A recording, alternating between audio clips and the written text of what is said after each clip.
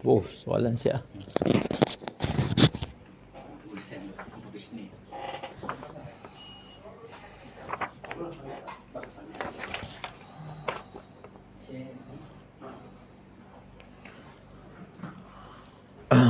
Assalamualaikum warahmatullahi wabarakatuh. InsyaAllah pada petang ini kita meneruskan sesi terakhir ya, InsyaAllah, iaitu Q&A berkaitan dengan ibadah korban. Saya cubalah yang boleh. Ada berapa soalan ni? 29 campur 1. Bismillahirrahmanirrahim. Nazar korban dengan sunat korban, mana afdal?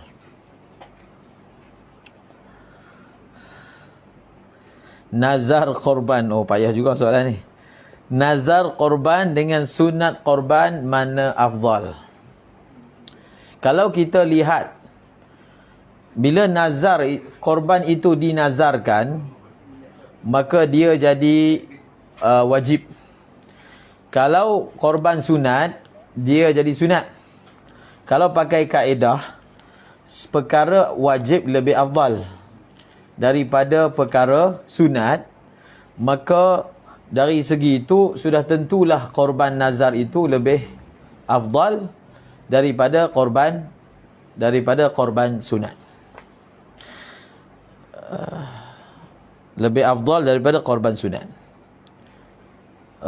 Cuma ada hadis yang menyebut nazar itu dikeluarkan daripada si bakhil. Daripada si bakhil. Lebih kurang mafhum hadisnya. Maknanya apa? Maknanya dia paksa diri dia untuk buat dengan jalan dia telah menazarkannya. Dia nazarkan dan dia buat. Maka pada ketika itu dipanggil nazar lajaj. Pada ketika itu zahirnya korban sunat itu lebih afdal daripada korban yang nazar. Tapi kalau nazar itu nazar tabarrur, maka pahalanya pahala wajib, macam saya sebutkan tadilah. Zahirnya saya tak pernah ingatlah saya ada jumpa ibarat yang membahaskan tentang perkara ni. Tapi kalau kita berpandukan kaedah yang disebutkan tadi, begitulah jawapannya insya-Allah. Kalau anak angkat yang belum baligh dan diketahui ayahnya, izin anak ni pada siapa? Ayah sebenar. Ayah sebenar. Ayah sebenar itu adalah walinya. Kita tidak. Walaupun kita jaga dia bela dari kecil, tetap ayah sebenar itulah yang merupakan walinya. Sebarang akikah misalnya ataupun kurban untuknya adalah daripada si wali sebenar. Soalan daripada Syarif Al-Ibyad. Dalam isu mengatakan korban menjadi wajib kerana lafaz ini adalah korban. Maulana tadi ada sebut seorang syekh dari Mesir tak setuju kerana ia melakukan niat. Jadi pandangan muktamad di Malaysia ini macam mana? Ya. Dia di Malaysia tak ada pandangan muktamad. Sebab masalah ni dia tak ada kaitan dengan negara. Dia tak ada kaitan dengan uruf. Dia tak ada kaitan dengan uruf. Masalah ini sebenarnya uruf yang umum di Mesir ke, di Malaysia ke. Zahirnya bila orang itu menyebut korban ini korbanku, dia tidak meniatkan yang wajib. Maka mana-mana tempat yang urufnya begitu zahirnya, begitulah yang terpakai daripada apa yang disebutkan oleh Syekh Ahmad Bik Al-Husaini. Beliau membawa hujah-hujah yang begitu jelas dalam masalah ini. Khususnya masalah ini hanya disebut oleh mutaakhirin daripada ashab. Soalan,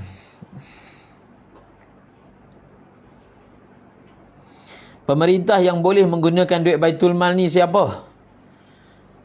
Pemerintah yang dimaksudkan adalah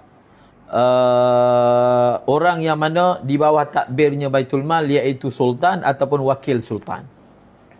Sultan ataupun wakil sultan. Sebab Baitul Mal ni di bawah agama, jadi bawah sultan.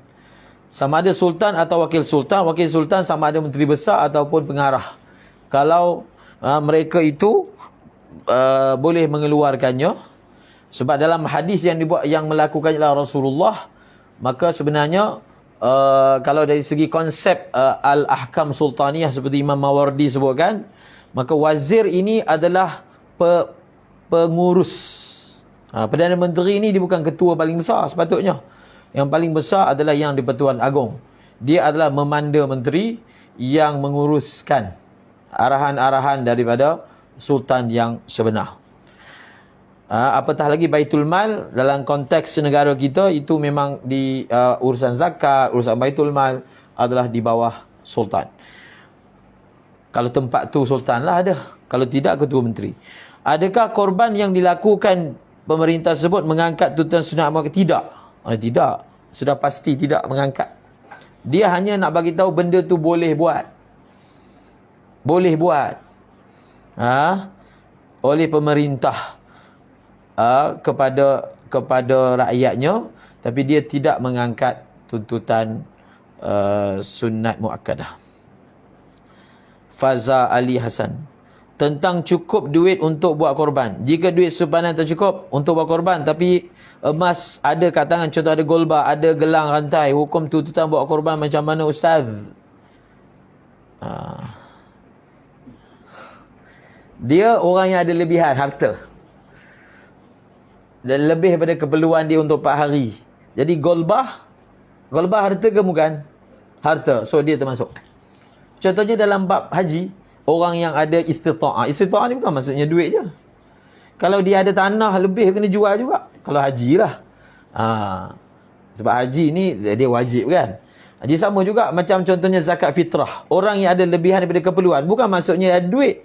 Hatta kalau dia ada harta yang boleh dicairkan ataupun ditukar untuk beli beras, maka dia masih dalam kategori musir yang wajib bayar zakat fitrah. Sama. Sebab kita selalu bayangkan bila sebut mempunyai lebihan harta, maksudnya duit. Tak. Harta, emas lagi lah. Emas itu memang jelas lah sifat hartanya kan. Bahkan dalam zakat fitrah tu tak semestinya emas. Kalau dia ada lebihan barang-barang yang lebih daripada keperluan, kalau boleh ditunaikan sehingga dapat duit bayar zakat fitrah, dia masih lagi dikira sebagai orang yang mampu membayar zakat fitrah. So dikira hutang kalau dia tak bayar. Adakah wajib isteri minta izin untuk buat korban? Tak wajib. Tak wajib. Cuma minta izin lah sebagai suatu adab lah. Sebagai suatu adab. Segi wajib memang tidaklah wajib. Maknanya sebagai masyuarah lah dia panggil. Meminta mesyuarah daripada suami. Di situ. Wajib memang tak lah. Sebab itu duit isteri bukan duit suami. Tapi kita menggalakkan ia berlaku dengan mesyuarah di antara suami dan isteri. Allahumma salli ala Muhammad, itu daripada Umi Aisyah. Ahmad Firdaus Hamzah, boleh disekalikan niat akikah korban? Tadi dah sebut dah. Dalam kitab pun ada. Di sisi Imam Ramli boleh, di sisi Imam Ibn Hajar tak boleh. Kalau nak amalkan pandangan Imam Ramli, boleh. Khususnya mereka yang tidak berkemampuan. Muhammad Rizal FB, ibu ayah menamakan anak kecil yang belum mukallaf untuk korban. Adakah anak kecil itu juga disunatkan? Anak kecil itu disunatkan untuk tidak, zahirnya tak termasuk. Zahirnya anak kecil yang bukan mukallaf ni tidak termasuk di dalamnya. Sebab pelaku sebenarnya adalah ayah itu, dan satu lagi anak kecil itu tidak mukallaf. Wallahu alam. Bagus juga soalan ni. Saya tak pernah jumpa lagi ibarat tentang masalah adakah anak kecil itu juga perlu mengelakkan daripada memotong kuku ataupun memuang bulu. Tapi kita melihat dari segi pertama, dia punya hikmah dia syumulul maghfirah, maka anak kecil itu dia tak ada kaitan dengan masalah tersebut. Dan satu lagi, dia lebih kepada ayah itu sendiri. Saya akan cek balik, tapi jawapan sementara begitulah.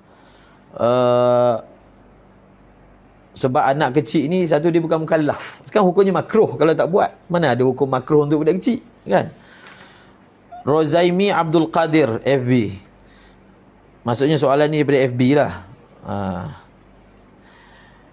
Adakah menjadi sunat muakkadah wajib ta'yin lagi korban atas saya? Contoh, pada bulan 1 ada kemampuan untuk korban dan sudah berniat untuk korban. Tiba-tiba bulan 4 pandemik Covid, tiada kerja, terpakai duit korban. Adakah masih sunat muakkadah pada tahun tersebut? Dia iktibarnya 4 hari tu. 4 hari. Maknanya kalau dia belanjakan duit korban tu, dia ada tak duit lebih untuk guna 4 hari, hari-hari pertama dan baki 3 hari. Itu je jawapan dia. Kalau ada, maka masih lagi sunat muakkadah. Kalau tidak, tidaklah. Ali, Abu dan Siti merupakan adik-beradik yang berkongsi untuk membeli seekor kambing menjadi korban. Ali kemudiannya menjadi wakil penama. Bolehkah Ali berniat korban untuk keluarganya? Jika boleh, bagaimana caranya? Daripada Ahmad. Dia macam tadilah, bila kongsi, dia kalau nak jadi wakil penama tu, pihak yang baki tu kena hebahkan bahagian mereka. Kami hebahkan, kami bagi kepada kamu bahagian kami. Ini. Dia kena hebahkan. Dia kena jadikan pemilikan tunggal. Kemudian bila Ali sebagai penama, masalah berniat korban untuk keluarganya itu dari segi pahala. Dia bukan berniat je, dia kena doa. Ya Allah, aku doakan kalaulah ibadah korban ni ada pahala, semoga ada pahala untuk si fulan. Dia isalu thawab. Dia amalan isalu thawab. Isalu thawab maksudnya menyampaikan pahala. Boleh tak niat korban itu masa melihat live? Ini soalan yang pernah ditanya dulu sebelum ni, Ustaz Salahuddin pun. Saya memahaminya tak boleh. Sebab semasa yang kita tengok itu, satu yang kita tengok tu adalah bukan binatang korban yang sebenar. Kita hanya tengok skrin sahaja. Maka dan kita tak hadir pada kejadian tersebut, maka zahirnya tidak memadai. Wallahu a'lam. Jadi untuk mengelakkan daripada masalah ni, dia wakilkan orang yang memang ada kat sana lah, syarikat tu. Dia wakilkan secara live, supaya orang yang ada kat sana tu berniat bagi pihaknya. Niat tukang sembelih yang terima wakil daripada peserta korban. Niat dia macam mana? Ya Allah, kan ada dalam kitab. Ya Allah, korban ini daripadamu dan kepadamu, terimalah daripada si fulan. Korban ini daripada si fulan, daripadamu dan kepadamu, dan terimalah daripadanya. Okey? Maksud ini adalah korban si fulan. Ia daripadamu dan kepadamu, terimalah daripada si fulan tersebut. Ini kena nyatakan ini adalah korban. Atau aku sembelih ini sebagai korban kepada si fulan. Okey? Dia sebenarnya kalau tak sebut macam tu pun boleh. Dia niat je. Ya Allah, ini binatang korban. Dia tak perlu sebut orang tu pun sebenarnya sah. Sebab bila dia diwakilkan, maka seolahnya dialah yang buat benda tu. Seolahnya apa? Dia yang melakukan perkara tersebut. Ibadah korban ada kaitan dengan ibadah haji. Adakah waktu menyembelih diambil kira sama atau selepas masuknya waktu sembelih di Mekah? Contohnya pada tahun ini Hari Adha sama dengan Hari Raya di Mekah. Bermakna sekiranya kita di Malaysia sembelih lebih kurang pukul 9, sedangkan waktu ini di Mekah baru jam 4 pagi. Soalnya adakah afdal kita tunggu? Tak ada afdal. Tak ada. Iktibarnya adalah di tempat kita. Hukum mengikut tempat masing-masing. Kita tak semayang ikut Mekah, kita tak puasa ikut Mekah, maka begitulah juga waktu korban itu macam waktu kita. Tak pakai hukum Mekah. Tidak ada ulama yang menyebutkan begitu. Adakah, ini daripada Alang Besut, Aida Syakira Uzair, adakah seekor lembu boleh dikongsi dengan sebahagian dibuat akikah dan sebahagian lagi dibuat korban? Sekiranya boleh, bagaimana niat semasa menyembelih binatang tersebut? Boleh, memang boleh, disebutkan tadi kan. Maka bagaimana dia nak sembelih? dia nak niat, dia niatkanlah. Dia niatkan, ya Allah, maknanya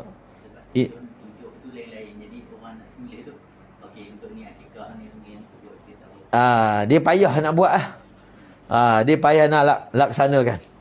Sebab itu orang macam yang 7 yang asing-asing, itu sukar juga tu untuk dia nak niatkan. Dia zahirnya lah, niat itu juga boleh dilakukan sebelum sembelihan. Dekat-dekat sembelihan dia niat, kemudian dia sembelih. Itu juga sebab waktu menghampiri sembelihan dikira juga waktu yang muktabar, insya-Allah. Okey. Assalamualaikum Ustaz, adakah boleh akikah dengan satu bahagian lembu? Boleh. Sebagai satu bahagian lembu boleh. Seladang campur lembu, selembu lah, seladang campur lembu. Dia syarat akikah ni, dia syarat korban ni, dia kena binatang jinak. Seladang ni dia lembu liar. Dia jenis dia lembu liar. Lembu liar ni bukan maksudnya lembu yang dibela liar. Sebab lembu yang lepas kat kelapa sawit, kerbau, itu boleh. Liar tu jenis, baka dia tu jenis liar. Macam contohnya kambing gurun kan. Kambing gurun ni ialah kambing jenis dia liar. Kalau kita bela pun tetap tak boleh guna untuk korban. Seladang ni jenis lembu liar kan. Lembutan kan? Lembutan. So bila binatang yang boleh dikorbankan campur yang tak boleh, jawapannya tak boleh. Yang tadi disebutkan. Assalamualaikum Ustaz, saya pernah ambil bahagian korban luar negara tapi wakil yang menguruskan itu menyerahkan pula urusan korban itu kepada beberapa orang. Sahkah begitu? Sah. Kalau kita memberi kuasa kepada dia untuk menguruskan. Dia uruskan, bukan dia yang buat. Dia uruskan kita punya. Saya urus tak seperti dia yang buat. Dia dipanggil apa? Kita memberi tanggungjawab kepada dia untuk menguruskan. So dia boleh melantik pula orang lain bagi pihak kita. Syaratnya dengan syarat kita memberi kuasa seperti itu. Sebab tu kita kata kita wakilkan dia untuk menguruskan dan mewakilkan. Dia pula boleh wakilkan orang lain. Maka bolehlah. Assalamualaikum. Mohon pencerahan hukum pemerintah atau pemimpin berkorban menggunakan wang Baitul Mal bagi pihak orang Islam. Telah diterangkan. Telah diterangkan. Apakah boleh AJK dan orang yang membantu korban penyembelih ini untuk dapat daging korban, dapat lebih daripada agihan anak Koryah? Contohnya dapat lebih tulang dan daging kerana mereka apakah dikira upah atau haram hukumnya? Dia selagi mana perkara itu tidak ada dilafazkan sebagai okey, kami ni buat lebih, so kami dapat lebih. Misalnya, atau kamu buat, kamu akan dapat lebih, peserta tu kata. Maksudnya, kalaulah benda itu ada disebut sebagai upah, maka hukumnya tak boleh. Tapi kalau hanya semata-mata dapat lebih, boleh, tapi dengan izin pemilik daging. Pemilik daging kena setuju. Sebab itu bukan AJK punya. AJK kadang perasan. Ingat dia punya kan, dia suka hati je. Kecuali kalau diberi kuasa penuh oleh peserta. Sebab tu kena mesyuarah. Jangan dibiarkan sendiri begitu je. Bagus kan soalan-soalan dia. Muhammad Mursyid. Bolehkah anak buat korban untuk arwah yang mana tak buat wasiat akan tapi masa hidupnya pernah didengari oleh anaknya seperti jika abah ada duit nak buat korban? Kata ini mungkin tak menunjukkan wasiat, saya kurang pasti. Dia tak jadi wasiat lah. Dia wasiat ni sama ada dia kata saya wasiatkan kalau saya mati, saya wasiatkan untuk buat korban untuk saya. Ataupun dia kata buatlah korban untuk saya selepas saya mati daripada harta pusaka. Walaupun dia tak guna perkataan wasiat, tapi kalau dikaitkan dengan lepas mati, maka itulah wasiat. Wasiat ni adalah sebarang tabarruk yang dikaitkan dengan selepas mati. Saya bagi, selepas saya mati saya bagi. Itu wasiat tu. Kan? Itu adalah wasiat. So kalau semata-mata ada azam dan cita-cita, tak ada kaitkan dengan selepas mati, maka tak jadi. Tak jadi wasiat, so tidak sah menurut pendapat yang muktamad. Lepas beliau meninggal dunia, adakah boleh buat korban atas nama arwah atau buat korban atas nama anaknya lalu dihadiah? Itu boleh. Hadiahkan pahala, boleh. Atas nama, tak boleh. Berdasarkan pendapat muktamad tadi. Ada pandangan yang mengatakan boleh. So kalau ada keluarga yang ingin mengamalkannya, boleh insya-Allah, kerana hukumnya adalah ringan, dia berkaitan dengan sedekah sunat insya-Allah. Ada juga persoalan dalam gambaran seperti ini dalam bab haji. Ya. Ada bab haji, kalau haji pertama ayah tak pernah buat, umrah pertama ayah tak pernah buat dan tak pernah wasiatkan pun, kita boleh buat kan? Bukan kita sahaja boleh buat. Orang luar yang tak ada kaitan keluarga pun boleh buatkan bagi pihak si mati tanpa izin pun. Tapi dengan syarat yang pertama. Tapi kalau beliau pernah buat haji, beliau pernah buat umrah, kita nak buat umrah sunat, yang itu tak boleh. Menurut pendapat yang muktamad, muqabil dalam mazhab kata boleh. Boleh. Dan sangat didambakan pandangan ini oleh para mutawif. Supaya boleh buat haji badal, umrah badal.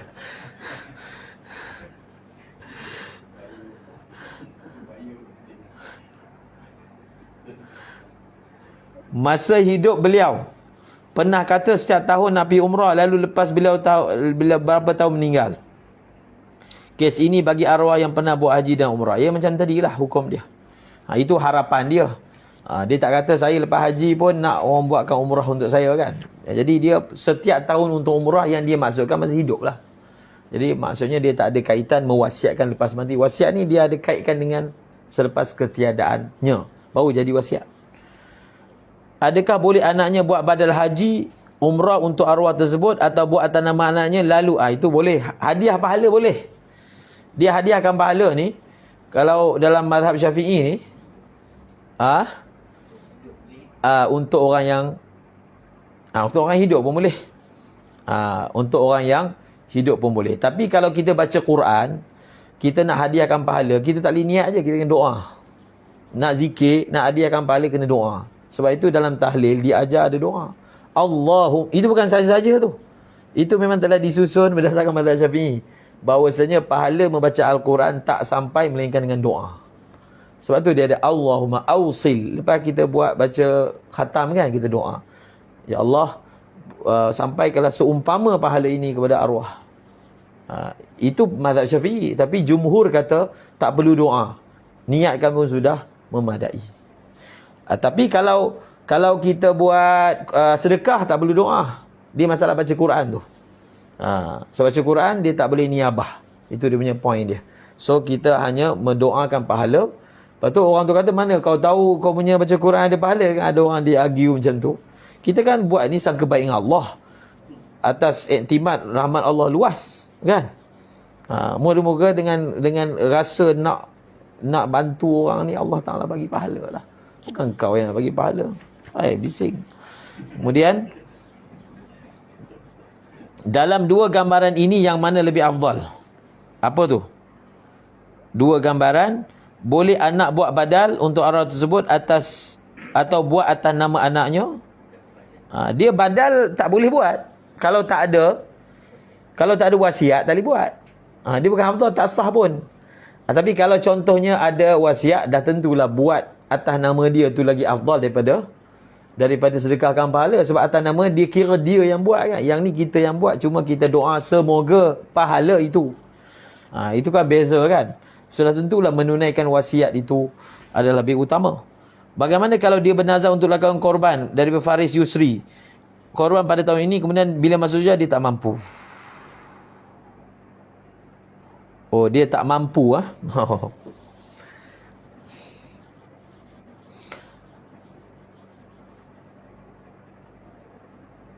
Dia qada. Bila sudah melepasi waktu dan dia telah ta'yinkan waktunya dan melepasi waktu dia masih belum buat lagi, maka dia qada. Okey?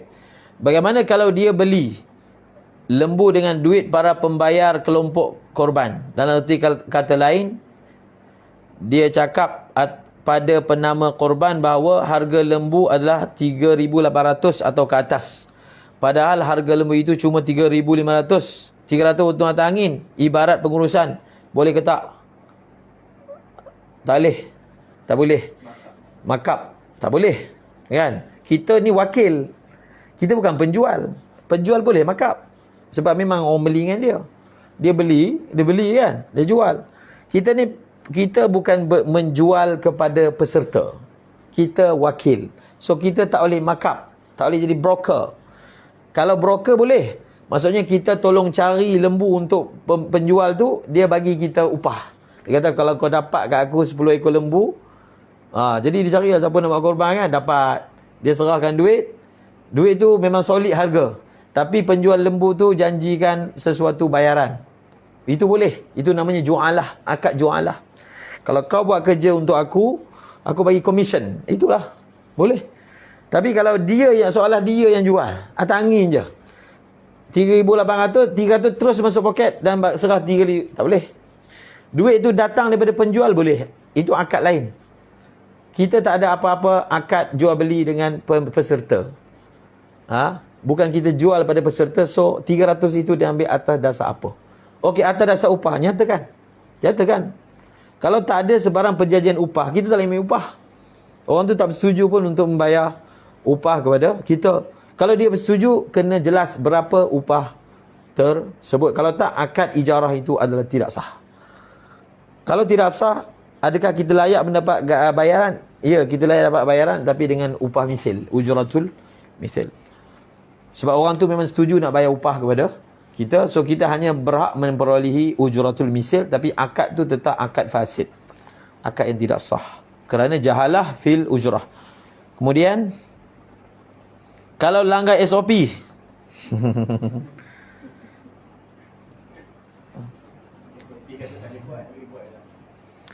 InsyaAllah ibadah korban diterima.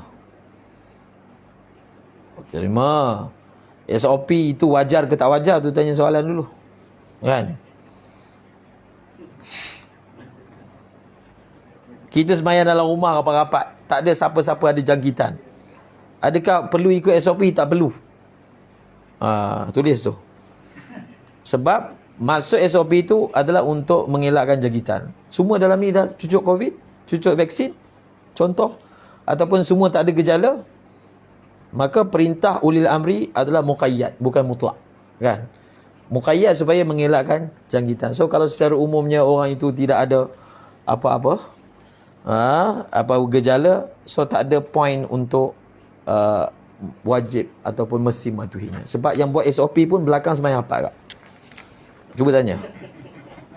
Yang buat SOP kalau pejabat agama tu, belakang orang sembahyang apa tak? Okey. Sungguh, dia datang tempat kita sembahyang apa? Kita tahulah. Okey. Peserta korban berniat untuk laksanakan korban pada tahun ini. Tiba-tiba meninggal. Ini dah sebut kan. Pada sehari sebelum korban, apa yang perlu dilakukan? Waris teruskan hajat si mati. Pihak pengurusan kembalikan wang si mati. Kumpulan yang diserta oleh si mati tak buat korban sekiranya pihak pengurusan tak dapat mencari penama lain. Dia kembali kepada waris lah. Dia kembali kepada waris. Kalau waris nak teruskan, jadi teruskan. Kalau waris tak nak teruskan, tak nak teruskan. Begitu. Tapi binatang dah ada. Binatang sudah ada, maka kita selesaikanlah. Dengan apa cara? Misalnya kita bayar balik wang itu kepada dia supaya korban kita boleh diteruskan. Itu semua yang ni dia tak ada hukum yang spesifik. Kita mesyuarat dengan waris bagaimana nak diuruskan. Waris biarkan benda tu disembelih dan bahagian dia itu bukan korban dan dia boleh makan sendiri atau sedekah pada orang lain. Sebab tak sempat nak kumpul menguruskan korban. Sekiranya lembu dah sampai tapi terlepas semasa penyembelihan atau lain-lain, apakah pihak pengurusan bertanggungjawab atas kehilangan tersebut? Bagaimana korban peserta tersebut pada tahun ini? Pihak pengurusan menanggung hutang. Oh, payah juga ni. Korban dah sampai tapi terlepas semasa penyembelihan.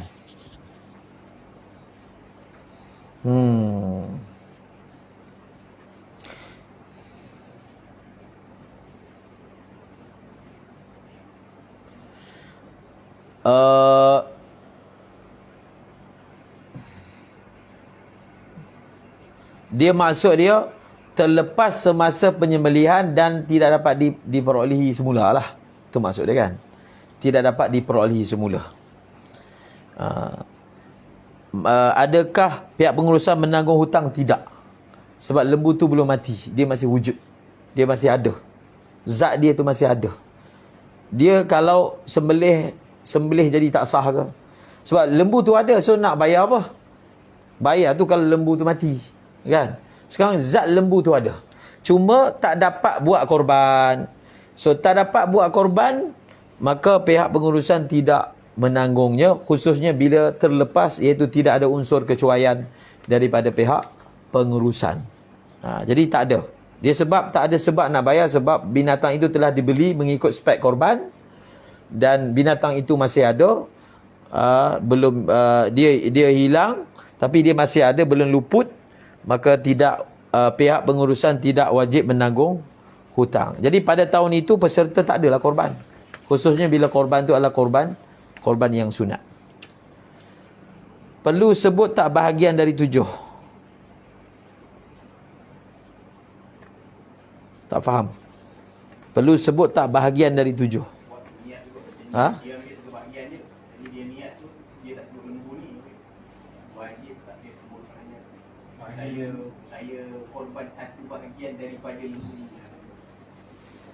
Dia bukan korban seekor lembu, dia ambil satu bahagian je. Ataupun wakil beli ke. Dia wakil beli macam mana? Wakil lah, wakil satu hidup nak wakilkan untuk beli lembu kan. Sebab seperti daripada lembu. Dia dapatkan 7 orang dulu. Kan? Dia dapatkan 7 orang dulu baru dia beli. Kan? Cuma yang setiap orang tu kena sebut. Sebut 7 tu. Masa beli. Masa nak wakilkan untuk orang beli. Tu kena sebut. Tu memang ada dalam akad membeli, untuk membeli satu bahagian. Maksudnya 1/7 lah. Ma'ruf lah. Satu bahagian tu mewakili 1/7. Tak perlu disebut pun dalam kes yang akad beli tu. Perlu sebut tak bahagian dari 7? Bahagian 7 mungkin maksud dia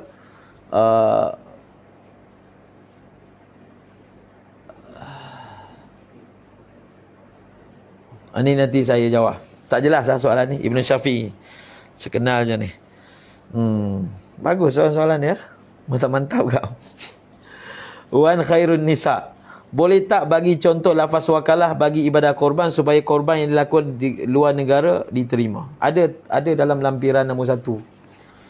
Dengan ini saya apa contoh tu? Contoh yang dalam Mutawih Haramain tu. Tu pun boleh bagi share. Boleh bagi share yang tu dalam ni. Dalam FB. Tak boleh nak masuk.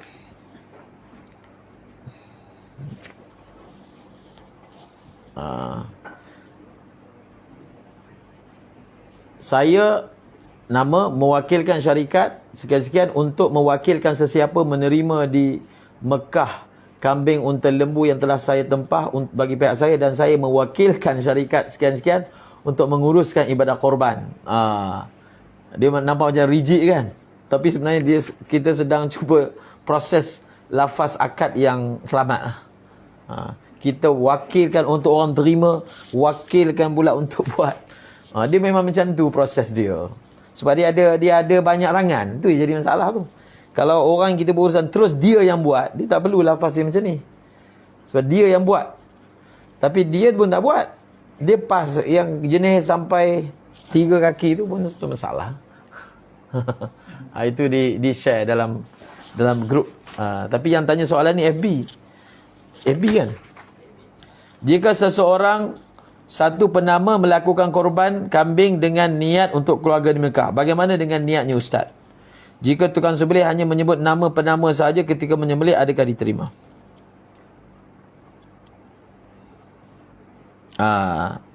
Dia penyembelih tu dia kena niat penama. Niat pahala penama itulah niat. Bukan niat dia doa. Ya Allah, pahala korban ini aku doakan sampaikan kepada keluarga. Penyembelih tak perlu niat, kan? Penyembelih hanya niat penama. masalah isalus sawa itu penama tu sendiri yang dia yang doakan. Dia yang doakan dan dia tak wajib pun niat masa sembelih. Lepas itu, lepas sembelih dia niat kan. Sebab pahala kan lepas sembelih. Jadi niat pahala dia tak wajib niat masa, dia tak mesti niat masa sembelih. Selepas ibadah itu telah berlaku. Okey? Dia adalah satu bentuk doa.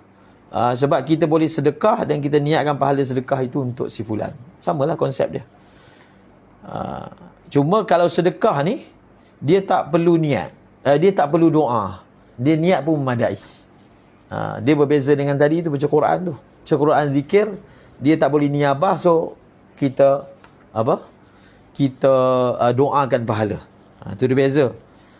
Dalam sedekah, kita niat untuk orang, insya-Allah segi niat tu memadai. Terima tak terima itu kita serah pada Allah.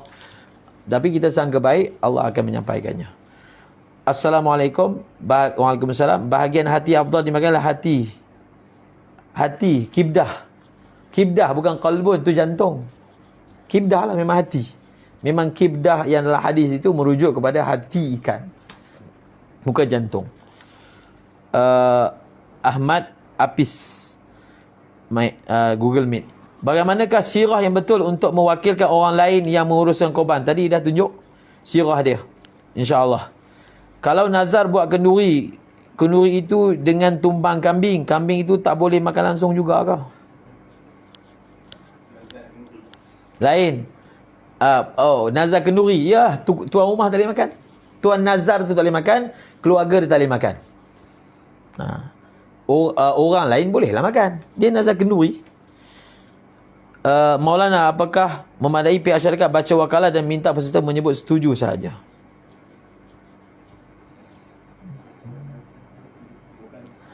Adakah memadai pihak syarikat baca wakalah? Dia sebut, saya wakilkan. Bukan saya lah.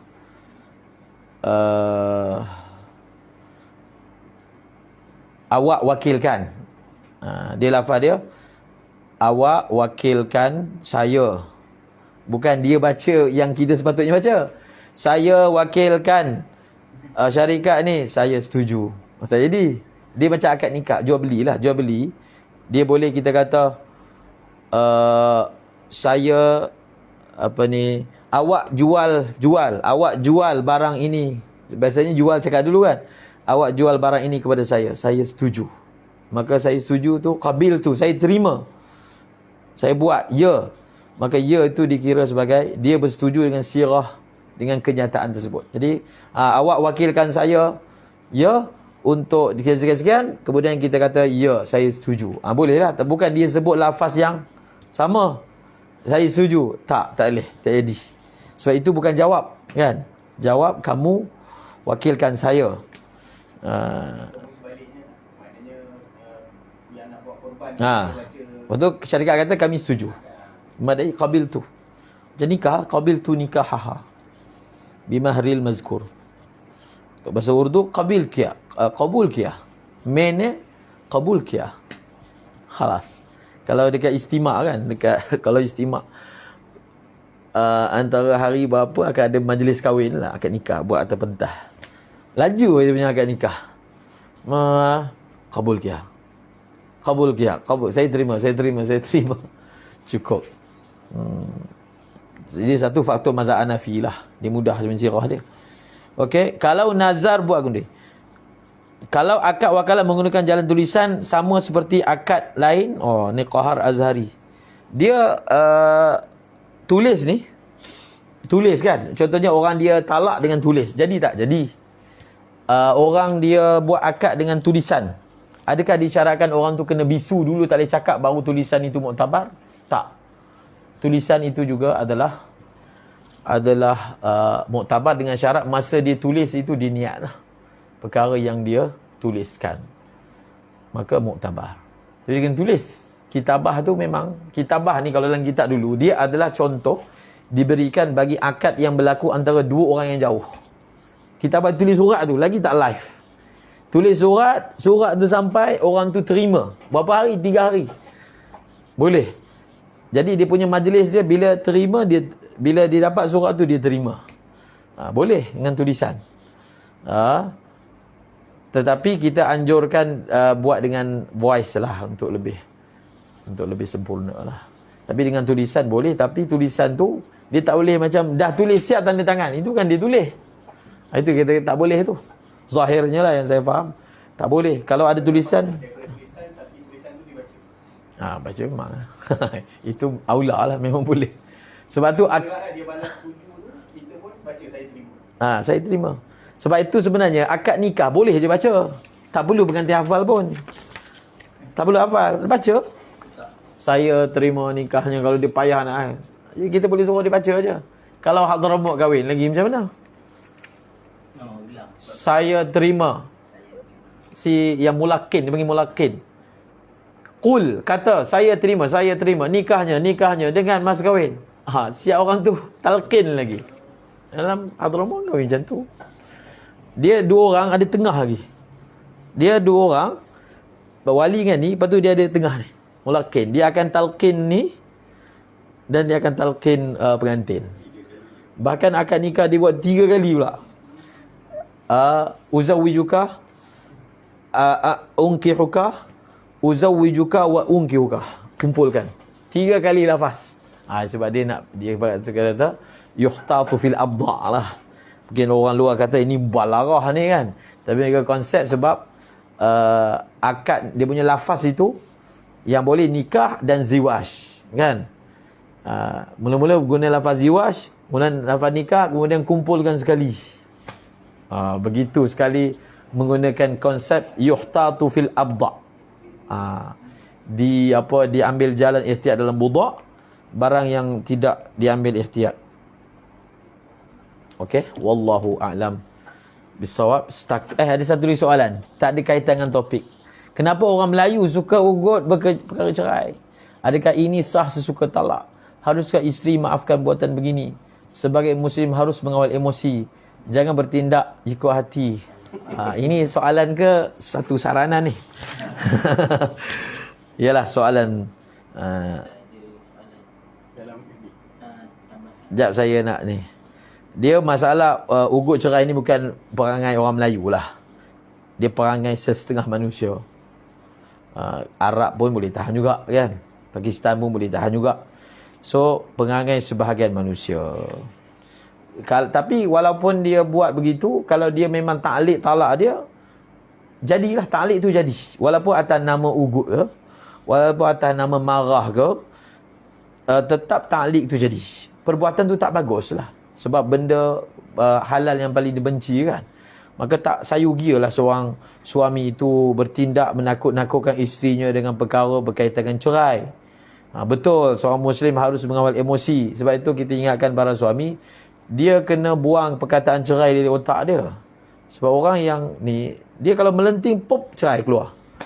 So dia kena jangan fikir langsung tentang persoalan cerai. Sebab bila dia marah, mesti benda tu akan datang cepat. Kalau benda tu memang dah ada dalam fikiran dia. Bagi sebab itu, hati-hati dengan persoalan cerai. Nabi kata, buat dengan serius pun jadi, buat dengan main-main pun jadi. Maka emosi tidak menghalang daripada hukum cerai itu sah. Dia kata, saya tengah marah sangat ni, tetap kita hukum jatuh. Kalau tak, semua akan menggunakan helah-helah. Zahirnya kamu ucap, kira jatuh kan. Sebab qada hukumnya begitu. Walaupun ada setengah memfatwakan kalau dia marah sampai hilang kewarasan, sebenarnya tak sampai hilang kewarasan macam kes orang bunuh diri lah.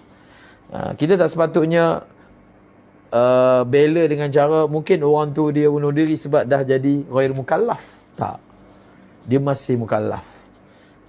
Sebab kalau kita cakap macam tu, nanti dia jadi tasahul pula orang dalam masalah bunuh diri kan. Sebab ada sebagian asasah dia nak cuba bela supaya jangan kutuk. Kadang kita nak ajak orang pun cara tak betul juga. Kita tak nak orang kutuk orang bunuh diri, betul lah tu. Tapi jangan pula memperanankan kita ni sebagai menganggap enteng pula isu bunuh diri. Dia tak ada sampai tahap ghairu mukallaf lah. Kalau dia boleh setting tempat, dia boleh setting tu, dia masih waras. Dalam istilah syarak dia bukan gila kan. Dia masih waras. Cuma kita mendoakan kebaikan lah untuk dia, semoga Allah ampunkan dia. Itu cara dia kan. Tapi tetap kena mendatangkan rasa tak bagus terhadap perbuatan itu. Contohnya kita nak bela orang zina, malah tahu dia dah tak tahan sangat dah kan. Jadi jangan duk kutuk orang zina. Dia tak boleh cakap macam tu kan. Kita kena menggambarkan benda tu tak elok. Kita kena tukar daripada perkataan zina kepada persetubuhan luar nikah. Lembut sikit ayat. Tak, kita kena guna perkataan yang kotor supaya orang nufur, lari daripada dia. Bukan kita nipiskan perkataan tu supaya dia jadi normalisasi. Itu bukan cara dia. Quran guna zina, zina lah. Misalnya kan, contohnya anak haram, anak zina. Kita guna anak tak sah taraf. Mungkin rasanya benda tu bagus kan, tapi tak, kita memang nak wujudkan supaya orang rasa tak bagus. Tak nak ada zuriat dia daripada begitu. Kalau diringankan bahasanya, maka rasa benci kepada jenayah ataupun dosa itu hilang. Itu tak nak berlaku. Seperti yang berlaku sekarang lah. Contohnya gender ketiga. Guna istilah gender ketiga, jantina ketiga. Jantina ketiga apa benda kan? Orang ini telah mengubah ciptaan Allah. Nampak tak? Bila guna gender ketiga, dia jadi nipis lah. Macam satu benda yang akademik kan. Akademik kena bahaskan. Nampak macam cerdik sikit bahas gender ketiga. Itu masalah sekarang ni. Allah Alam.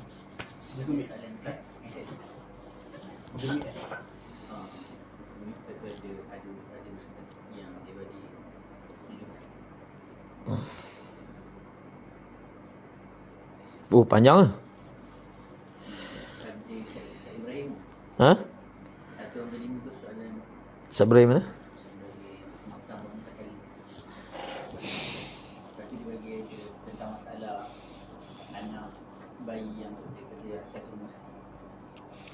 Okey, cuba kita tengok. 5 tahun lepas sudah pernah buat korban atas nama diri sendiri. Tahun berikutnya hingga sekarang tak pernah buat korban sedangkan diri mampu. Adakah makruh tahun-tahun yang tak dibuat korban? Ya. Sebab dia punya tuntutan ni yatajaddadu kulla sanah. Dia tak ada dah buat tahun lepas, maka gugurlah malam untuk tahun, maksudnya zam untuk tahun berikutnya. Tak. Dia adalah tuntutan berasingan bagi setiap tahun. Dia bukan seumur hidup punya amal. Seperti mana macam biasalah kita dah sembahyang zuhur semalam. Boleh ke kira yang semalam tu untuk hari ni? Tak. Sebab setiap hari dia ada tuntutan baru untuk sembahyang zuhur. Begitulah juga dalam ibadah korban. Setiap tahun bila masuk saja bulan Zulhijjah, maka dia ada tuntutan yang sentiasa renew, baharu.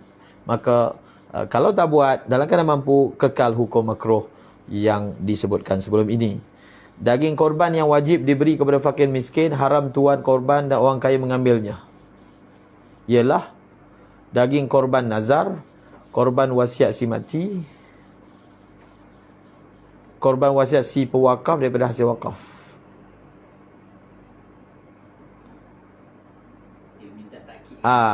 Maksudnya takkidkan pembahagian tu lah.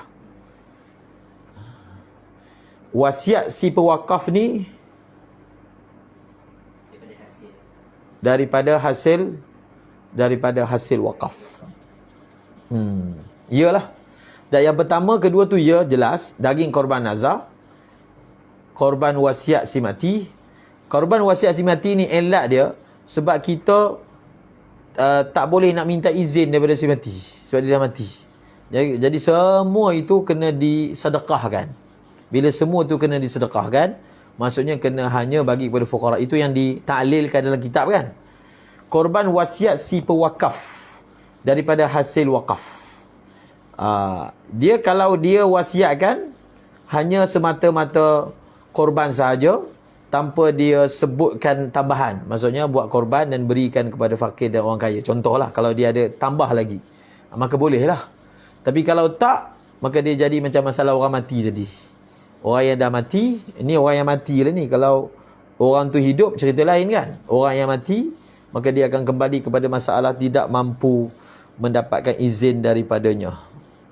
Orang kaya buat korban untuk orang lain, orang miskin, lalu diizinkan, maka di sini adakah orang kaya itu menjadi wakil yang membawa kepada orang kaya lah yang berniat korban ketika haiwan itu disembelih?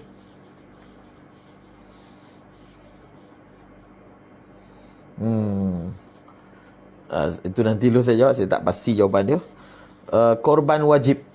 Kulitnya tiada siapa yang mahu dan pihak pengurusan buang tanam sahaja. Bolehkah? Itulah yang diamalkan. Kalau ustaz saya kat Yaman, dia kata membazir, menyia-nyiakan harta, idha'atul mal, menyia-nyiakan harta. Kalau kat Yaman lah, idha'atul mal, sebab dia adalah sejenis harta yang perlu dimanfaatkan. Tapi kalau tak ada siapa yang boleh manfaatkan, tu nak buat macam mana? Tapi dia termasuk idha'atul mal, seperti mana yang saya pernah dengar Syekh Haidar, tak silap saya, sebut begitulah. Kalau di Pakistan semua benda tu tak berlaku lah, benda tu semua digunakan dan diproses, orang miskin ambil. Dan kalau madrasah kan kutip, madrasah dia ada pasukan ni kutip dah kulit korban, dia hantar kilang, proses, dan benda tu jadi hasil pendapatan untuk madrasah. Sembelihan, imam sembelih lalu pisau tumpul, bagaimana cara yang betul nak tukar pisau baru? Adakah letak pisau baru kemudian baru angkat pisau tumpul, atau lepas angkat pisau tumpul baru ambil pisau tajam? Oh, banyak soalan ni. Dia masalah angkat pisau ni, selagi mana binatang itu baru disembelih sikit, dan dia belum sampai kepada harakat mazbuh, tak ada masalah. Angkat-angkat pisau tu tak ada, kan? Belum sampai harakat mazbuh, baru potong kulit je kan, tak keluar, maka kita tukar pisau, tak ada masalah. Sebab dia tak boleh itu, kita menyembelih binatang setelah dia sampai kepada harakat mazbuh. Sekarang ni bila kita bagi pisau baru, dia baru kulit kan, so dia tak ada harakat mazbuh, maka tak ada masalah walaupun pisau yang baru tu datang lambat. Tapi kalau tengah sembelih, baru tengah potong halkum, kena tukar pisau, maka ada disebutkan, saya tak ingat ibaratnya kitab mana, kalau didatangkan segera, maksud angkat dan segera yang baru, maka dia masih lagi dikira sebagai sambungan daripada sembelihan sebelum ini. Dia tak dikira sembelihan berlaku ketika binatang sampai kepada harakat mazbuh. Sebenarnya memang harakat mazbuh pun bila sampai sini, tapi kalau segera diletak, maka dia tak ada masalah. Dia bukan macam air mustamal, wuduk takut-takut kan. Okey, ada ibarat dia, tapi saya tak ingat kat mana tentang masalah itu. Ini apa ni? Ustaz, saya ada jumpa jawapan tentang ayah yang masukkan nama anak yang belum baligh sebagai peserta korban. Apakah makruh anak kecil? Boleh tak terangkan untuk saya nak dapat fawaid lebih? Yang tadi kan.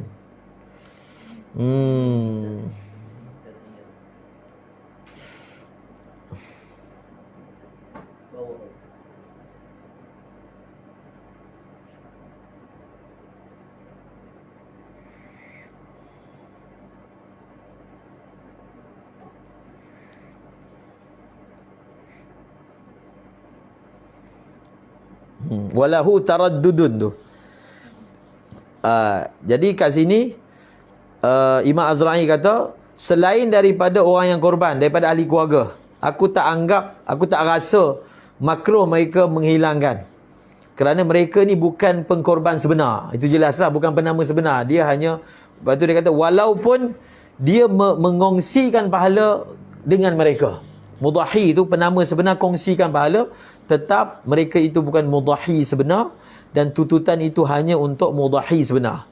Itu jelaslah. Ini soalan yang tadi tentang sabi tu. Yang saya, ni ada ibarat dia. Ini mesti Asy'ar Talmasi. Walahu taraddudun. Tapi ada taraddud, maksudnya ada jawapan yang tidak mentarjih, maksudnya jawapan yang tidak pasti, taraddud. Bila sampai isu sabi tu, adakah sabi juga kalau sang ayah buat korban untuk dia, maka anak itu juga tidak menghilangkan kuku? Maka bagi beliau tidak memberi satu jawapan. Sebab jawapan tu ada sifat ihtimal. Itu cara ulama lah. Bila jawapan tu dia tak pasti, dia cakap ihtimal. Sebab kalau kita tengok wajah ya pun macam ada, wajah tak pun macam ada. Maka kalau dalam kitab Ibnu Hajar ke apa, dia akan guna sirah macam tu. Dia tak akan jawab dengan satu. Dia kata ihtimal ya, ihtimal nombor satu, tapi yang lebih Dia akan guna yang lebih nampaknya, yang lebih akrabnya, zahirnya. Itulah ayat-ayat tu. Ayat-ayat tu sebenarnya amanah adalah ilmu kan, yang dia tak jawab dengan jazam. Kita jumpa banyak. So kat sini, walahu taraddudun fi sabiyin dhahha an waliyu min mali nafsihi wa fi ajnabin azina li ghairihi an yudahiya anhu wal awjah annahu la yukrah lil awal. Pendapat yang tarjihnya tidak makruh bagi yang pertama. Jadi betul lah kita jawab tadi, iaitu sabi tidak makruh untuk memotong kuku. Apa? Sebab dalam hadis itu menyebut liman aradaha, siapa yang nak. Sabi tu mana ada kehendak, kehendaknya sebapak tu kan. Jadi sabi tu tak termasuk. Tapi kalaulah mudahi, orang yang buat korban bagi pihak dia tu, macam satu orang ajnabi, dia izinkan orang lain untuk buat korban untuk dia. Macam tadi lah. Okey, kalau nak korban buat untuk aku, boleh. Jadi dia buat korban untuk orang tu. Jadi kalau dalam kes yang kedua, maka yang kita ada orang nak buat korban untuk kita, maka kita disunahkan untuk tidak menghilangkan bulu dan membuang kuku. Jadi sekaligus dia menjawab soalan yang kita hold tadi. Adakah orang yang ajnabi tu jadi wakil? Ya, dia jadi wakil. Dia jadi wakil. Orang tu diizinkan. Kan tadi ada soalan yang saya tak jawab tadi tu. Kan Ustaz baca yang nombor sebelum ni? Soalan sebelum muka surat ni. Soalan sebelum page, sebelum gambar buku ni. Soalan nombor apa? Daripada Ustaz Ibrahim tu. Nak sebelum muka surat ni. Ni lah yang baca ni, Tumusi ni. Apa soalan dia? Imam lalu pisau. Sebelum tu. Kulit korban orang kaya. Wakil tu. Orang kaya buat korban untuk orang lain. Miskin lalu diizinkan. So, di sini adakah orang kaya itu menjadi wakil? Itu. Ya, jadi wakil. Ni ibarat ni kata, fa innal mudahi wakiluhu. Orang yang mudahi tu dia jadi wakil. Bila satu orang dia kata, okey, aku nak buat korban untuk kau, aku izinkan. Lalu kita buat untuk dia. Maka kita ni dikira wakil. Kita adalah merupakan wakil untuk dia. So nanti bila kita buat, kita boleh niat bagi pihak dia. Zahirnya begitulah tadi tu. Fa innal mudahi wakilu qala Syubri wala tapi Imam Syubri pula dia kata la bu'da fil karahati lil awal aidan. Imam Syubri ni mutaakhirin ni semua muhassi lah ni. Dia kata tak baik kalau kita kata untuk sabi tu pun makruh juga izalah. Sebab dia kata kehendak ayah tu adalah kehendak budak tu. Sebab ayah tu wali kepada budak tu. Wa nazaran lil ma'na. Dan tengok dari segi makna, maksudnya oleh kerana korban tu jatuh untuk budak tu, kira budak tu lah yang buat korban. Itu Syubri. Qala Zarkashi wa fi ma'na at-tadhiyah man arada an yuhdi syai'an minan nam ila al-bait bal aula. Semakna dengan tadhiyah, maksudnya daripada memotong kuku tu adalah orang yang mana dia nak hadiahkan korban untuk Kaabah, so dia pun sama, dia tak potong bulu, tak potong kuku, sehingga korban itu maksudnya sembelihan itu dibuat di Baitullah, di kias. Ini kias dalam ibadah lah ni, kias. Begitulah dia apa ni, yang ditarjihkan oleh Ibn Hajar adalah tidak makruh. Saya pun nampak tak makruh, sebab budak tu orang mukallaf. Macam mana nak sabit hukum makruh untuk budak tu, kan? Budak tu orang mukallaf. Maka yang buat tu orang lain yang jebakkan dia dengan perkara tersebut, dia tak ada apa-apa. Maka Ibnu Hajar Al-Haytami pun mentarjihkan tidak ada karahah untuk sabi tersebut, walaupun Allamah Syubri mentarjihkan sebaliknya. Tapi nampak ilat itu agak dhaif kan.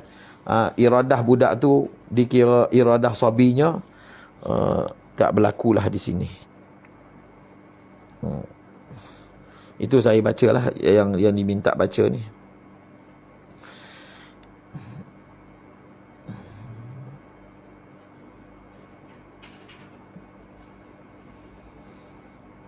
Oh, apa yang Nabi baca? Saya tak ingat riwayat dia. Bismillah, wallahu akbar. Itu kena tengok riwayat balik. Nanti kita check balik. Nabi baca, itu tak boleh nak sebut lah. Nabi baca apa? Melainkan pasti riwayatnya. Mungkin adalah dalam hadis tu, tapi saya tak ingat. Kalau kita beri orang duit untuk buat korban, adakah kita dapat pahala korban atau pahala sedekah?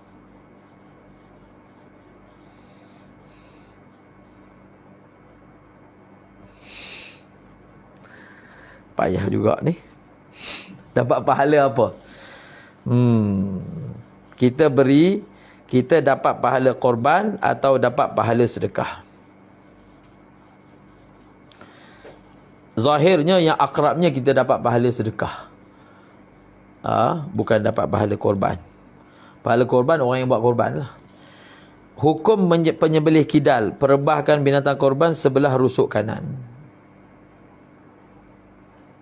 Apa tu maksudnya? Dia kidal, jadi dia susah nak sembelih lah tu. Kita balik tu. Dia perubah belah kanan kiri tu. Menghadap kiblat tu. Satu lah.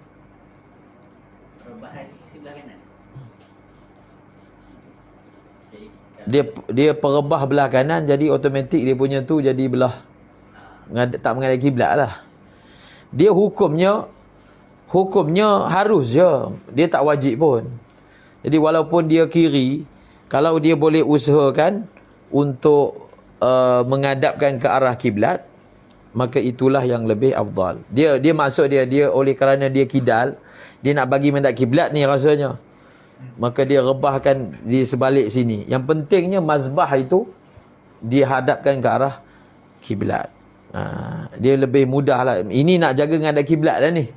Cuma oleh kerana tangan di kiri, maka dia terbalikkan belah sini supaya memudahkan sembelihan.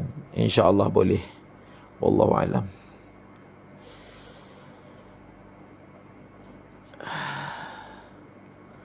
Okey, bas. Ya, semoga Allah Ta'ala beri taufik kepada kita, memanfaatkan. Kalau ada pembetulan pada jawapan ni, saya akan kongsilah. Mungkin ada grup ke siapa ke, ataupun di FB, bagi masa-masa yang telah disebutkan tadi. Bismillahirrahmanirrahim. Alhamdulillahirabbil alamin, wassalatu wassalamu ala asyrafil anbiya'i wal mursalin wa ala alihi washabbihi ajma'in. Allahumma 'allimna ma yanfa'una wanfa'na bima 'allamtana warzuqna 'ilman nafi'a. Allahumma ij'alna minal ladzina yanzuruna al-kitaba nazratan wahidah wa yahfazuna ma fihi wa yafhamuna bihi wa ya'maluna bihi wa yuballighuna bihi. Allahumma inna nastawdi'uka ma 'allamtana fardudhu ilayna 'inda hajatina wa la tunsinahu ya rabbal alamin. Subhana rabbika rabbil izzati amma yasifun. Assalamualaikum warahmatullahi wabarakatuh.